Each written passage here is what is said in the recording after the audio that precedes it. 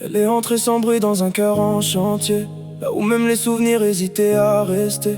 Elle a traversé les couloirs que personne n'empruntait, des pièces abandonnées que le temps avait fermées. Lui s'était fabriqué une armure sur mesure, des sourires enjoués pour cacher ses blessures.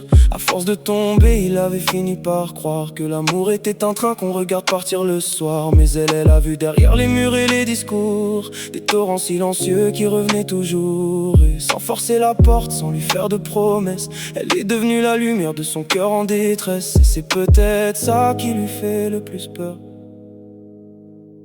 qu'elle apprenne à connaître les détails de son cœur. Elle découvre les ruines qui l'avaient condamnée, les fenêtres fermées, les rêves abandonnés. Elle arrive à comprendre ses silences autant que ses vérités. Et c'est pour ça qu'aucune autre ne pourra la remplacer. Il avait enterré l'idée même d'aimer, puis elle est arrivée et tout s'est réveillé.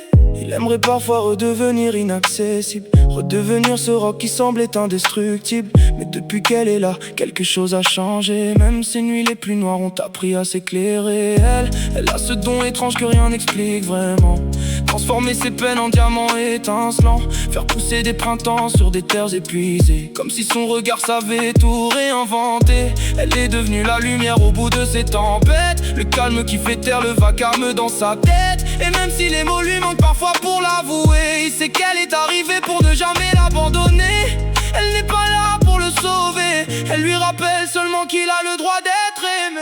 Elle découvre les ruines qu'il avait condamnées, les fenêtres fermées, les rêves abandonnés. Elle arrive à comprendre ses silences autant que ses vérités. Et c'est pour ça qu'aucune autre ne pourra la remplacer.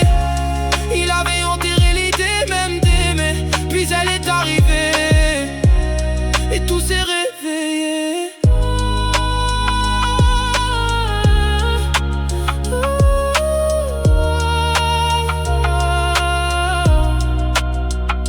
Il existe des gens qui croisent notre route, et puis il existe ceux qui retrouvent les clés des portes qu'on avait soi-même murées.